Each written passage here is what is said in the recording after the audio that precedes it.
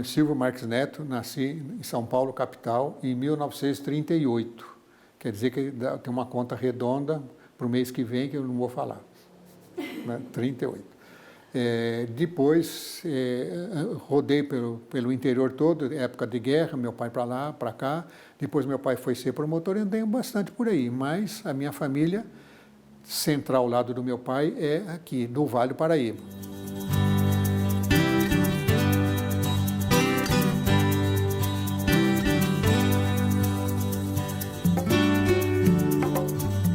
A minha avó, mãe do meu pai, da família Malta de Jacareí. Ela era irmã do Lúcio Malta, que tem uma rua no centro da cidade. E o meu avô era dos Marcondes e Marques de Guaratinguetá. Meu avô, que nasceu em Guaratinguetá, ele chamava-se Silvio Marques. Ele pôs no meu pai Silvio Marques Júnior e eu fiquei neto. E seguiu. Meu filho é Silvio Marques só de novo, como era o meu avô, e o meu neto já é Silvio Marques, bisneto.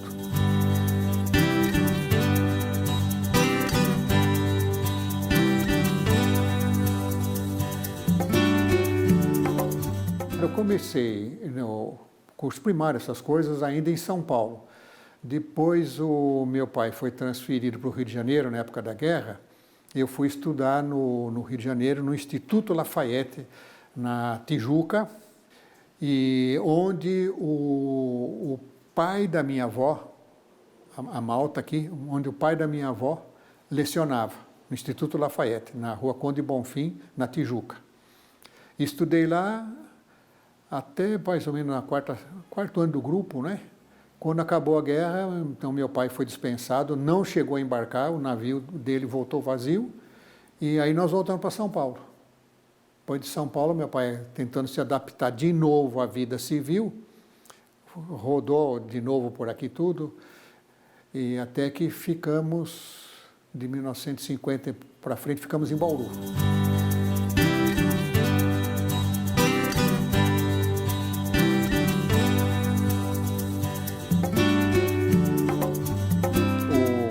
O avô, o Silvio Marques, tinha um escritório muito bom, muito grande, em São Paulo, e o irmão mais velho dele, que foi o primeiro da família a se encaminhar para o lado do direito, o Frederico José Marques, também no mundo jurídico é muito conhecido, porque esse Frederico José Marques, que é o primeiro dos 20 e tantos irmãos que eles eram, que é o costume da época, né? Ele fugiu de casa, da fazenda lá de Batatais, para onde o meu bisavô levou a família, antes da Guerra do Paraguai. E depois desse meu tio-avô, o meu avô fugiu de casa também, e é da turma seguinte da São Francisco. Então os dois se formaram lá e ficaram advogando.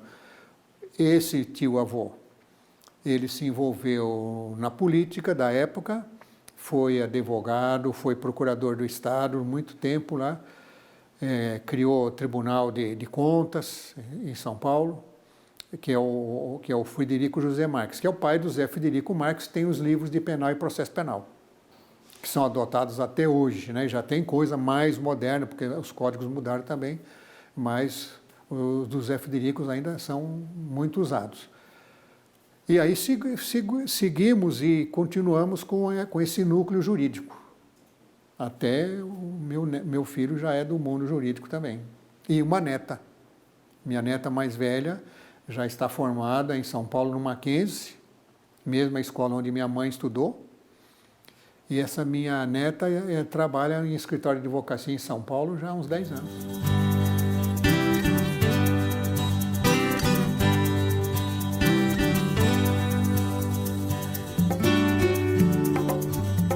O meu pai é Silvio Marques Júnior, então, como eu já falei, é originário daqui, mas ele nasceu em São Paulo. O meu pai passou muito aperto na família, na época, porque era época de guerra. Ele, para seguir a origem da família, ele teria que fazer direito, mas ele não queria, ele queria fazer arquitetura, ele tentou arquitetura. E aí, quando ele estava saindo da arquitetura para passar para outro, veio a guerra, então ele foi ser militar do Exército. E quando acabou a guerra, que a gente estava morando no Rio de Janeiro, à espera do navio americano que vinha buscar as tropas para levar para a Europa. E ficou desempregado e começou a tentar sobreviver lá no Rio de Janeiro. E foi nessa época que ele resolveu abrir o primeiro curso de Direito Noturno lá no Rio de Janeiro e ele entrou. Então ele foi seguindo a carreira da família. Depois ele vem para São Paulo e com outros parentes, o lado Malta principalmente, eles montaram um grande escritório imobiliário e de engenharia que ficava na Praça da Sé, naqueles prédios que já não existem mais. Com a ampliação da Praça da Sé, aquele prédio já foi... Tinha até o Cine Santa Helena ali, foi tudo derrubado. E o meu pai, então, tinha esse escritório em São Paulo, ele abriu uma filial no Rio e uma em Belo Horizonte, e cresceu. Quando ele cresceu, apareceram com uma oferta para ele virar industrial. Vieram os foragidos lá da República Tcheca, né, da Tchecoslováquia, com uma química para fazer tijolo onde não tem barro para fazer tijolo. Então, meu pai vendeu o escritório e foi abrir uma olaria, uma cerâmica de tijolo químico lá em Bauru. Foi onde eu aprendi a trabalhar, fazer tijolo, ia buscar os animais no pasto, sabia atrelar na carroça, na pipa. Aprendi todo o serviço de olaria.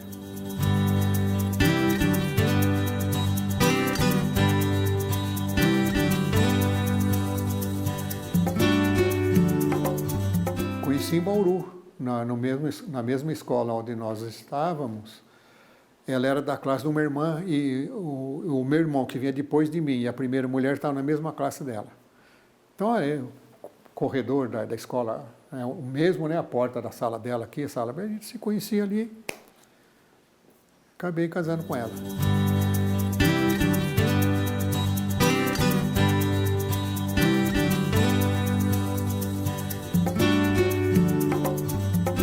Eu entrei na Nestlé como escriturário quando ainda estava no primeiro ano. Foi por isso que eu fui estudar no curso noturno. Foi o primeiro curso noturno que teve no interior do estado. A segunda foi aqui em São José. Até um escrivão de polícia lá de Bauru, que era escrivão do meu pai, na delegacia, ele veio para cá, se transferiu para cá e se formou aqui. Tem essas ligações aqui, né? Então, lá em Bauru, eu fiz os 5 anos no noturno e trabalhando naquele emprego, até que me formei e já pensando em fazer algum concurso, alguma coisa. Durante a faculdade, eu fiz concurso para agente fiscal de renda do Estado. Passei, mas tinha que, pela lista de classificação, esperar uma chamada. Então, deixei aquilo para trás e fui tocando onde eu trabalhava. Aí, quando eu me formei, a Nestlé me transferiu para São Paulo, para o departamento jurídico. Mas me transferiu, mas não existia ainda a vaga no jurídico. Mas eu estava transferido, que a primeira vaga, a primeira vez que saísse algum advogado, entraria eu. Eu estava na lista em primeiro lugar para trabalhar lá, já como funcionário antigo. Foi quando começaram a informatização da empresa. E eu trabalhando na filial de Bauru, que abrangia todo o Mato Grosso hoje, Mato Grosso do Sul, do Norte, e todo o Norte do Paraná, Londrina, Maringá, etc. E, de repente, desapareceram as mercadorias. E por que não tem mercadoria? Falava o gerente. O problema era a informatização. Na gíria nossa de hoje, né, deu pau na informatização e parou tudo. Parou tudo. E o gerente disse que eu tinha que resolver esse problema. Eu falei, eu sou chefe de vendas, não tenho nada com isso. Nem o senhor, que o senhor é gerente de vendas. Esse é o problema administrativo. Não, mas eu estou mandando você para encurtar a história. Né? Eu liguei para lá, para resolver o problema e não sofrer nada, né? E eles me falaram, aconteceu um problema aqui nos computadores. Eu falei, por que vocês não pegam na coluna tal, tira o 0, põe 1, na coluna tal, tira o 1, põe o 0? E peguei e falei, dei um palpite, assim, né, de orelhada. Passado umas 2, 3 horas, o gerente me chama de volta. O que você foi falar? Ué, eu falei o que o senhor mandou falar, ué, que tem que resolver o problema. Mas se eu fui dar ordem de computador, essas coisas para ele, não dei sugestão. Falei, não interessa, você está na rua, pode pegar o avião. Eu nunca tinha andado de avião, primeira vez foi aquela, para ser despedido, para ir para São Paulo, com a carteirinha lá para carimbar. Por que eles me mandaram para São Paulo para fazer isso, né? Pelo que disse o gerente. Porque todos os cursos que apareciam dentro da empresa, ligados a marketing, vendas, propaganda, química dos produtos, eu fazia todos os cursos, para me garantir, para ficar firme lá dentro. E com isso, eu não podia ser demitido pela gerência, só pela presidência. E eu cheguei lá, encurtando bem a história, depois de mais de umas 2, 3 horas de conversa, difícil porque era parte em alemão, parte em espanhol, alemão não entendia nada. Aí me levaram a uma sala enorme, mais ou menos do tamanho desse prédio aqui, onde estavam os computadores todos funcionando. Aquelas tiras de papel, aqueles rolos de papel enormes, o sistema antigo, né? Tudo lá, está vendo, ó. E aí? E aí, presidente, quer você trabalhando aqui conosco. Como? A partir de hoje você pode vir para cá com cargo tal, salário tal, está feito. Só tem uma coisa, minha mulher não vai querer mudar para cá, vai continuar em Bauru. Não tem problema, você fica aqui a semana inteira, passa a semana lá. E assim fiz, e fui tocando com sacrifício, né? Aí, aquele concurso de fiscal de renda que eu havia feito, me chamaram, e o salário era muito melhor, e a agência, o posto fiscal, era encostado em Bauru, na cidade de Pederneiras, 40 quilômetros de Bauru. Eu falei, vou, né? Vou lá, com pena, com dó, até porque eu fiquei mais apaixonado ainda por aquele serviço na indústria, quando a Nestlé foi abrir a primeira filial lá no Sertãozão, em Brasília. E eles me mandaram para eu fazer toda aquela contratação, treinamento de funcionários e já informatizada. Primeiro local totalmente informatizado desde o começo foi a filial da Nestlé de Brasília que eu fiz. Como fiscal, eu trabalhava na inspetoria de Pederneiras, que fazia aquela região de Barra Bonita, Bariri, em volta de Jaú, por ali. E fui promovido a chefe do posto fiscal de Barra Bonita. Fui ficando lá. Mas eu estava vendo que aquilo não era o que eu queria. Então passei a mão nos livros, voltei a estudar de novo, fiz concurso de juiz, passei.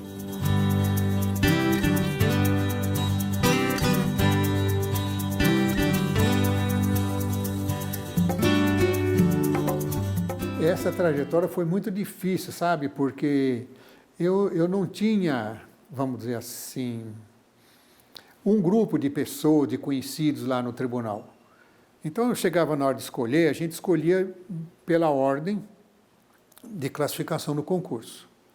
De qualquer forma, eu falei, bom, vou escolher alguma coisa na região de Bauru. E quando eu vi a lista, escolhi Araçatuba. Então, Araçatuba é sua. Se for o sexto, escolhi, acabou. Aí depois que estava chegando no fundo, me chamaram. Dá para você abrir mão de Araçatuba? Eu falei, depende. Você não iria para Tupã, que a distância entre Bauru e Araçatuba é mais ou menos a mesma de Bauru para Tupã. Eu falei, distância por distância, Araçatuba eu conhecia melhor porque tinha essa fábrica da Nestlé que eu ajudei lá na montagem. Mas eu vou para Tupã, fui lá. E foi muito bom, tão bom que lá que nasceu o meu filho. Então, o meu filho, o único homem, ele é tupamaro. E outra coisa que me marcou muito, no meu primeiro dia, foi dia 3 ou 4 de janeiro, tomamos posse, pegamos a papelada e peguei o trem e fui lá para Tupã. Cheguei lá, o carro da polícia, aquele jipinho branco e preto, me esperando na porta. Ué, escolta? Que isso? Não é, doutor? É que o delegado de plantão, porque é férias, né? O delegado de plantão mandou pegar o senhor, que é o juiz que vai ficar aqui no plantão, que tem rebelião na cadeia, preso, baleado lá, para o senhor ir lá resolver. Batismo de fogo. Que era uma das coisas que eu gostava. E que eu sabia porque meu pai foi delegado muito tempo, né? E eu tinha contato com cadeia, com preso, com soldado e tal. Então, fui lá, fiz o inquérito na hora, resolvi o problema, apaziguei a turma e tocamos. Aí me mandaram para Lucélia Damantina. para substituir colega de férias. Cheguei em Lucélia, tive uma recepção parecida com essa, de Tupã, mas o inverso. O delegado fez questão de me mostrar a cadeia, foi me buscar no fórum, quero mostrar uma cadeia para o senhor, bonita a cadeia. Eu falei, tá bom, vai ver que é do tipo do meu pai. Ele me levou assim toda a volta, todo mundo arrumado, eram às 6h30, 7h, esperando o jantar que estava entrando para espalhar, eu já distribuí o jantar. E quando cheguei na última cela, todas superlotadas, quando cheguei na última cela só tinha um preso. Eu falei, ué, por que esse privilégio? Ele é perigoso, é doente? Não, é porque isso aí não é cela. Não é? O que é então? Aqui é a solitária, cela de castigo. Mas ele está de castigo? Não. Eu falei, está até uma bonita, parece uma biblioteca. Eu falei, é a biblioteca da cadeia. Eu falei, tem biblioteca? Aqui tem. O delegado falou, eu e o pessoal da polícia aqui, os investigadores, os sargentos, todo mundo tem um livro em casa que já as crianças não usam mais, deram para nós e montamos isso daqui.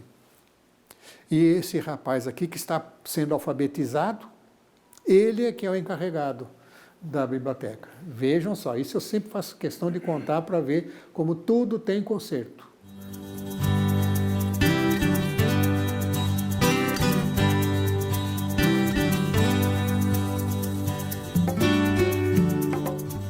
Depois de Tupã, né, onde eu comecei, eu fiz aquele périplo, né, de pegar a primeira entrância, que foi Piratininga, voltei para pertinho de Bauru.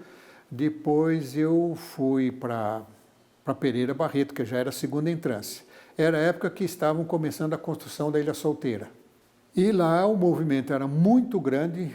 Para terem uma ideia, o governo comprou aqueles papa-fila, aqueles ônibus articulados do tempo do Jânio Quadros, e transformaram tudo aquilo, não tem banco, não tem nada, era só com hastes assim, ficar tudo, às vezes 300, 400 empregados em pé, que saiu lá dos dormitórios para a seção da fábrica, lá da construção da Ilha Solteira.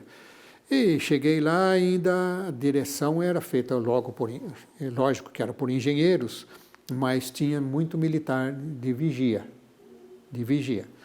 E eu indaguei muitas vezes sobre isso e eles falaram que precisava por causa da segurança, para evitar uma sabotagem, uma coisa qualquer, ou alguém de outros países querer roubar os segredos que a CESP tinha desenvolvido, técnicas que a CESP havia desenvolvido.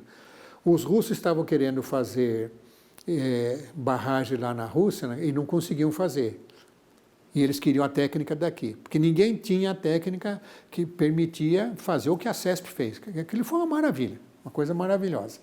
Mas lá em Pereira Barreto, o serviço era tão grande, porque o problema era até o próprio fórum, porque não existia fórum. Não tinha fórum. Os meus antecessores ocupavam o antigo dormitório das moças japonesas que moravam, como se fossem esses dormitórios de seminário, e era fora da cidade, era já na roça. Terminava o asfalto, tinha uma estrada, uma ladeira terrível de barro vermelho, tinha um mataburro e um dormitório, sim, era o fórum. Falei, não é possível uma coisa dessa, mas é isso que tem. Aí conversei com o prefeito, conversei com todo mundo, não tem, a cidade é pequena, é pobre, é só isso. Mas eu fiz contato com o pessoal do DOP em São Paulo e eles começaram, vamos estudar, estudar para o senhor. Falei, então conversa com o meu primo. Aí deu o nome de um primo do lado Malta, que era um engenheiro-chefe de um setor lá. Ele falou, nós vamos arrumar uma solução, mas demora, porque até colocar esse orçamento, então você veja o que você pode fazer.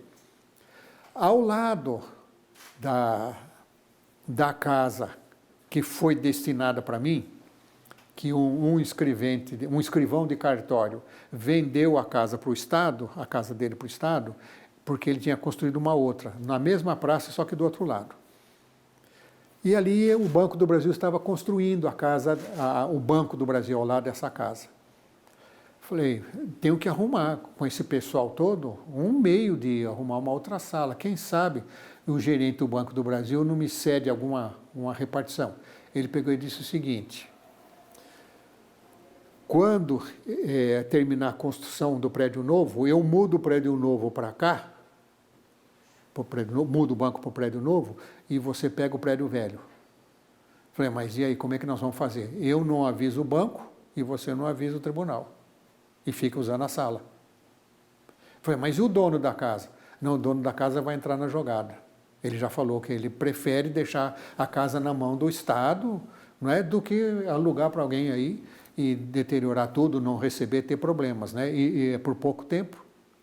Coincidiu, então, de acontecer essa jogada e o meu primo lá no DOP conseguiu a verba para começar a construção do fórum.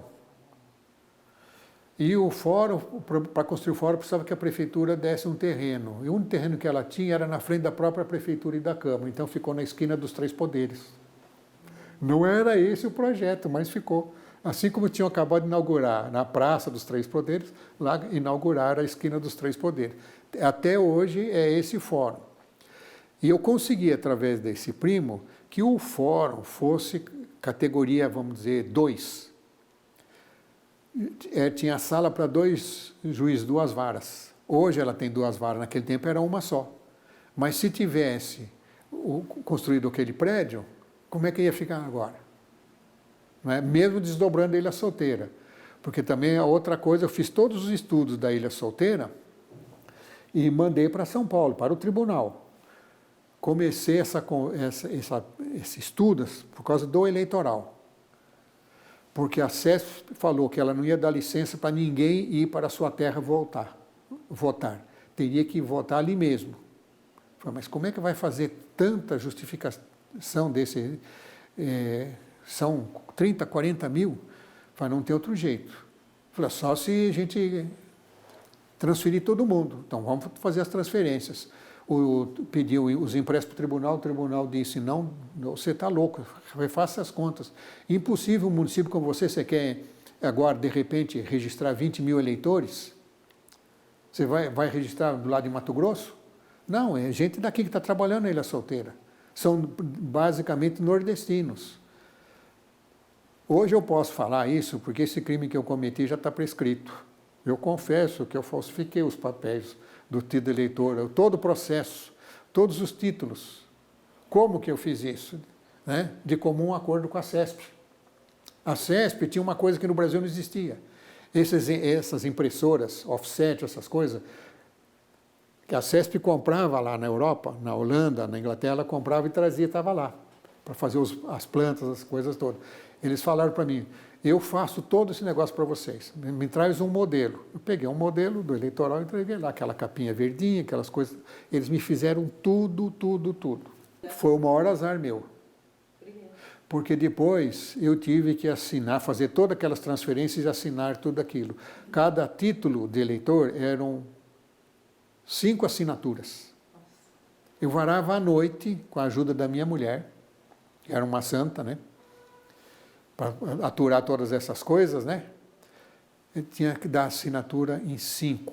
Então ela fazia de um lado assim, ela punha uma bacia com água fria, outra aqui com uma bacia com um fogareiro embaixo para fazer água quente. Quando começava a dar cãibra, eu... A noite inteira, só assinando. E ela pegava o papel, ela abria a pasta, ela punha o papel na minha frente, assinava 1, 2, puxava aqui 1, 2, 3 e tal.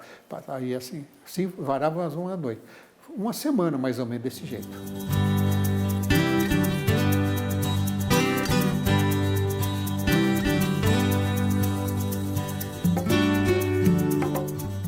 Chega uma época que a gente tem que tomar uma decisão de ou segue a carreira ou a gente vai ficar muito para trás, que os outros vão passando na frente.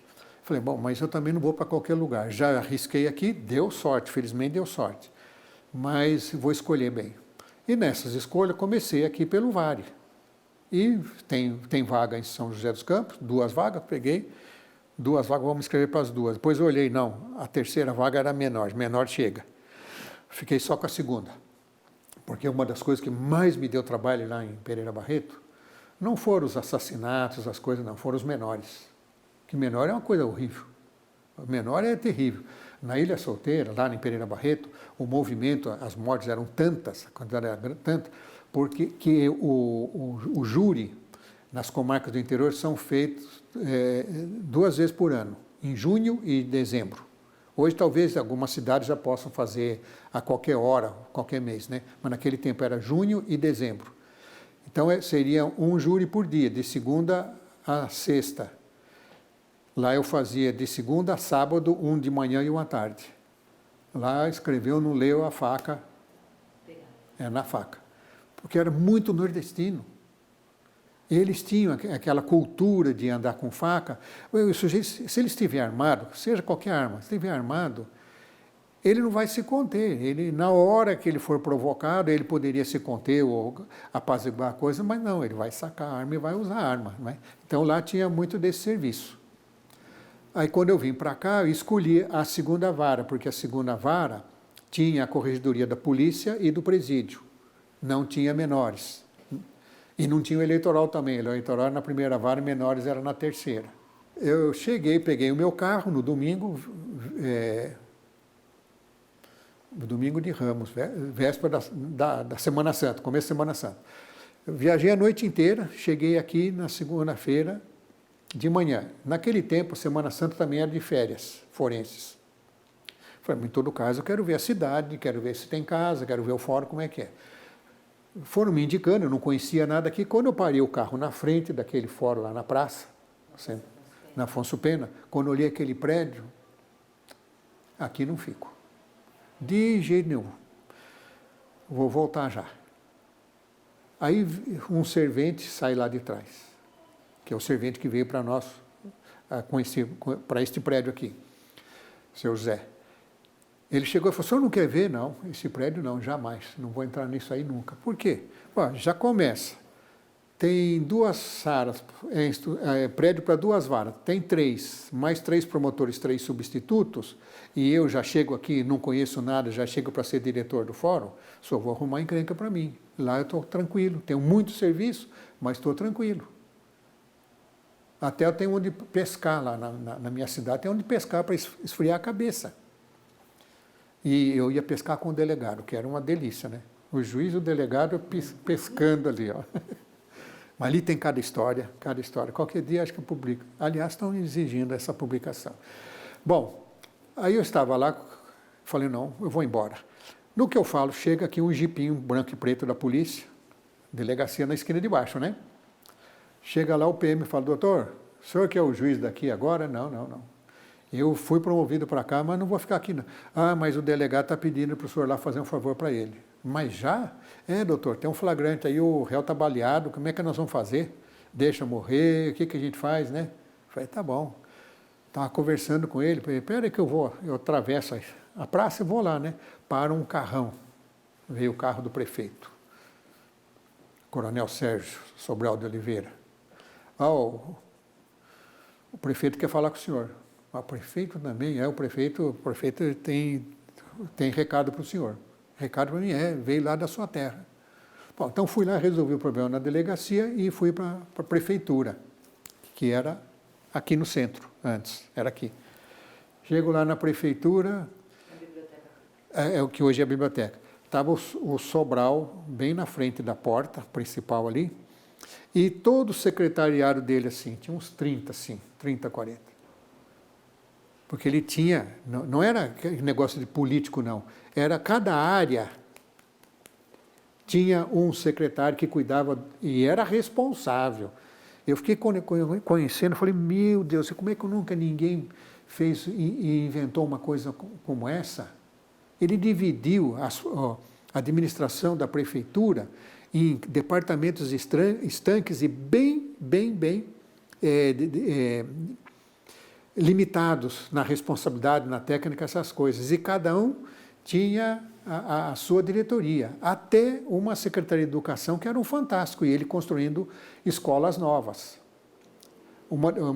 Fazendo um parênteses, ele até depois de um tempo, já confraternizando comigo, ele me convidou para, embora ele coronel e eu só sargento, né? Ele me convidou para ir com ele uma vez por mês numa escola onde ele fazia o hasteamento da bandeira com o canto do hino nacional. E ele falava umas palavrinhas e queria que eu falasse também, principalmente tocar no problema do menor, de disciplina, essas coisas. Aí eu fiquei fã do Sobral e começamos a trabalhar juntos. Nesse dia, eu falei para ele que não tinha condição de eu ficar aqui, porque não tinha fórum. Ele falou, como não tem fórum? Eu falei, mas o senhor acha que aquilo é fórum? Nem cabe. Eu falei, mas olha, eu recebi aqui carta do prefeito de Tupã, do prefeito Pereira Barreto, do prefeito, todos eles dizendo que trabalhar com o senhor é uma beleza. Porque o senhor resolve, faz a parceria com a gente, resolve tudo nos conformes da lei. O senhor faz tudo e as coisas saem. E eu não vou deixar sair, porque eu estou com muito problema aqui, tem muita coisa para fazer, inclusive essa dos prédios. Eu não posso fazer nada por aquele prédio, porque aquele prédio é do governo do Estado, eu não posso pôr dinheiro lá. Mas o Estado tem um prédio aqui novinho, que nunca usaram. Mas como? Foi aqui do lado. Entramos no carro e ele trouxe neste prédio aqui. Apesar de que para vir a pé seria uma delícia, né? Uma delícia. Ele falou, está vendo? Mas e daí? Que é isso aí? Foi o Estado que construiu isso aí. Isso é um prédio para 8 varas, você tem 3, está sobrando. Mesmo que colocar 3 juízes, 3 promotores e pegar substitutos, ainda sobra a sala. Os cartórios espalhados, todos eles mal instalados, e esse prédio aqui, eu falei, puxa vida, o que a gente pode fazer? Falei, se o senhor quiser fazer parceria, né, eu reformo tudo que o senhor quiser. Falei, aqui para mim, o que eu estou vendo é só uma limpeza. Não tinha esses canos, era tudo embutido, né? Isso é coisa moderna. Falei, faço já isso aí. Falei, tá bom, então o senhor não vai desistir, não. Então, segunda-feira, quando o senhor chegar aqui, terminar a Páscoa, né? Se o senhor chegar na segunda-feira, o senhor já pode vir direto para este prédio. E foi o que eu fiz. Depois de 1 ano e pouco, fizeram a inauguração, né? Tudo bonitinho, as placas grandes que estão lá no novo prédio, né? Mas 3 varas, logo já pedi para mandarem mais substituto, porque aqui a região era muito grande. Era muito grande. Eu respondia por o litoral, as 3 do litoral, Paraibuna, e hoje a gente ainda tem Monteiro Lobato também, né? Tudo isso. E a gente tinha que dar conta. Tinha que dar conta. E aqui para São José, sua esposa veio, então? Veio, adorou, as crianças adoraram. No começo, não encontramos casa aqui, eu fui morar em Jacareí. O meu colega, do meu concurso mesmo, que estava lá e foi promovido para São Bernardo, ele passou a casa dele para mim. Me apresentou lá o médico que era o dono, conversei com ele, mas tive que correr porque a filha dele ia casar em dezembro, ele queria a casa até dezembro. Então toca correr aqui. Aí achei uma casa perto da casa do primo da minha mulher, o Osiris Silva da Embraer. Ficamos ali quase que vizinhos, um quarteirão do outro ali. Então, perto do Colégio São José, levei as irmãs, o instituto.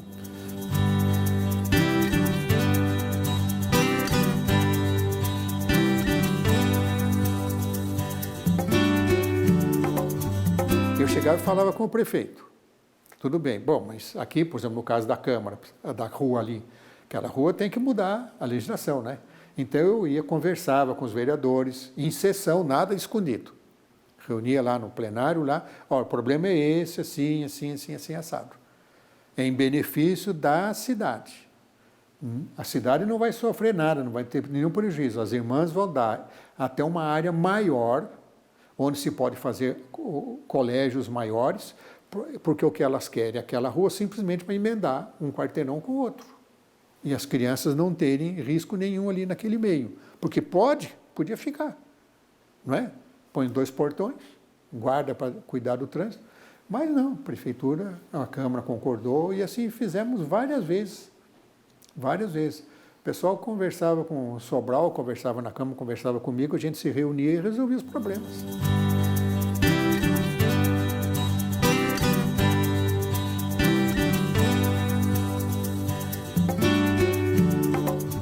Quando a sociedade joseense resolveu dar mais valor à sua cultura, à sua história, não é? Eu sabia que nos cartórios, principalmente o cartório que era o de registro de imóveis que fazia a secretaria do tribunal, do fórum, não é? porque as outras são secretarias da Câmara, da Vara, mas do coletivo da sociedade é o cartório do registro de imóveis e diretoria do fórum, com o diretor do fórum. Eu não era o diretor do fórum, mas pelos outros contratos que eu tinha com esse mesmo cartório, era como se fosse. Nós nos dávamos muito bem. Até por causa da ligação do MMDC, né? Nosso cartório aqui, é preciso que o josense saiba que ali tem uma marca do MMDC. Miragaia, que está ali, era o escrivão do cartório aqui, naquela época. Então, começamos a pesquisar documentos que não precisavam ser conservados assim nas estantes dentro do cartório, que se pusesse num lugar qualquer. Por exemplo, no meu cartório, que era numerado como segundo cartório, mas na realidade eu descobri que ele foi o primeiro, mas isso é coisa de português, né? Bem natural. Tinha não só inventários, heranças com escravos, como também tinha condenação de escravo que tinha que ser chicoteado no pelourinho na frente da igreja matriz. Tinha tudo isso lá. Agora, eram coisas que não deveriam estar naquele cartório, tinham que estar naquele arquivo de memória no registro de imóveis. Aí fica aquela pendência, e eu sempre lutando entre os dois cartórios e com o tribunal. Porque o tribunal estabeleceu uma regra, se isso aqui é assim, tem que ser ali e tal. Geralmente eu ouvia assim, não se envolva, esse é problema da cidade. Eu falei, mas eu sou parte da cidade, enquanto eu for juiz de lá, eu sou parte. Bom, conseguimos então separar várias coisas. Até essa que eu descobri da sentença condenando um escravo.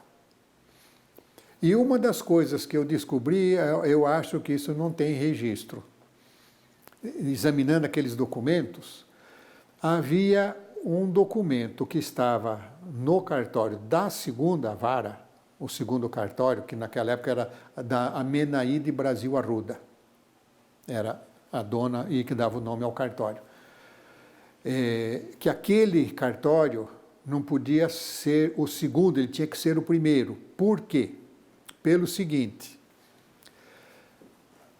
no tempo do Império, as cidades que foram nascendo aqui no Vale Paraíba, elas eram criadas onde tinha um ponto de pouso das tropas que transitavam entre Rio e São Paulo. Depois de caminharem um dia inteiro, paravam para descansar, para comer, para preparar comida, viagem do dia seguinte, essa coisa toda. Então, esse era mais ou menos o sistema. Estou resumindo bem essa história, que acho que aqui no Vale todo mundo conhece, porque muitos me confirmaram isso. Então, essas grandes cidades, como Jacareí, Taubaté, Guará, ficavam a uma distância uma da outra de um dia a cavalo. Era como se fosse uma medição. Eles andavam, quando chegavam no fim do dia, tinha que descansar, dar animal, descanso para o animal, comida e tal. Então, ali nascia um pouso, do pouso virava uma vila, de uma vila virava uma cidade e assim ia. São José não aparece nessas nomenclaturas. Então, um dia, numa dessas correções, eu achei lá uma advertência que tinha num termo lá, num livro, se referindo a São José como São José dos Campos, o termo do distrito de Jacareí, da comarca de Taubaté. Então, isso aqui nem distrito era termo.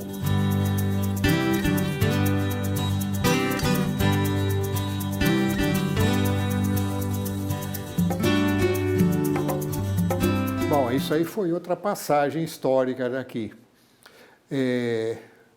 O Mário Toboni, que era aluno aí na faculdade, e mais uns amigos dele que gostavam de escrever, que tinham livros já lançados, chegaram um dia e perguntaram para mim como é que fariam para eles terem uma unidade assim, um lugar assim. Eu falei, por que vocês não fazem como tem em São Paulo, tem no Rio, Campinas, tem em Santos, as grandes cidades, se você tem alguma base cultural, fundem uma academia.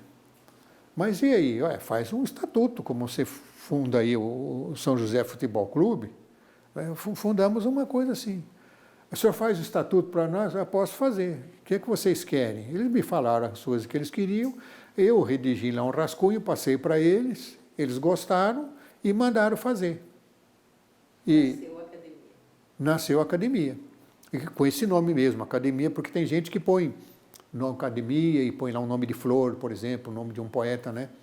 E eu achei que devia ser Academia Joseense. Todos aprovaram. Foi unânime. Ele está funcionando. Está registrada, reconhecida pela estadual, pela federal. Então, ela ficou talvez uns 8 anos parada. Uns 8 anos parada. Porque quando eu fui para São Paulo, fui promovido para São Paulo, eu já não tinha mais condição de frequentar aqui.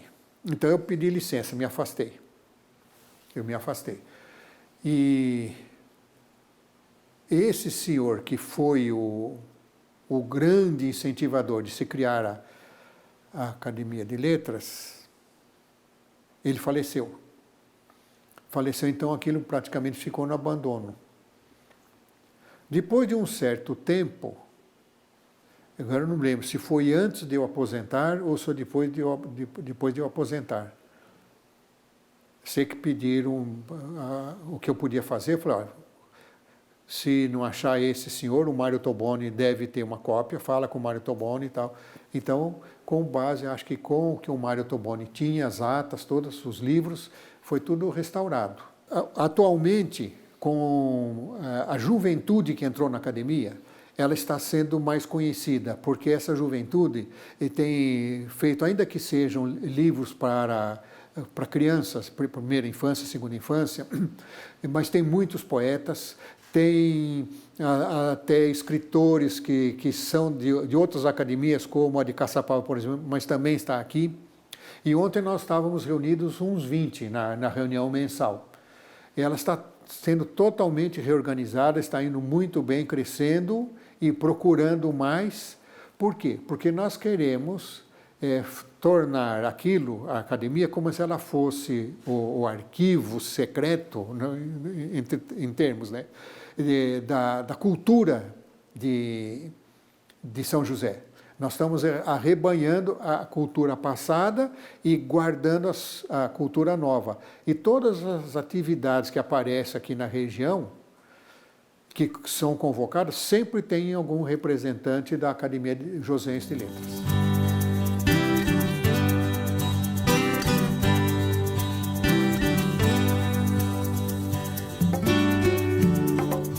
Bom, os jovens de São José devem ter orgulho dessa cidade, dessa comarca. Esta cidade, essa comarca de São José dos Campos, vamos dizer, é um milagre, ela explodiu. Eu estou aqui há 40 anos e o que eu vi foi uma explosão. Ela era pequena, era uma das menores cidades do Vale do Paraíba, hoje ela é uma capital reconhecida no mundo inteiro, não só pela Embraer, mas por outras coisas que nasceram aqui e o que ela está produzindo. Vejam quantas indústrias nós temos, quantas escolas, quantas universidades nós temos aqui agora. São José é uma nova megalópole, não digo no tamanho, mas na importância e na cultura.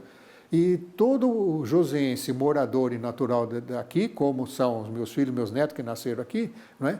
Tem que ter esse orgulho mesmo justificado, porque São José é para a gente nem morrer para ficar eternamente por aqui.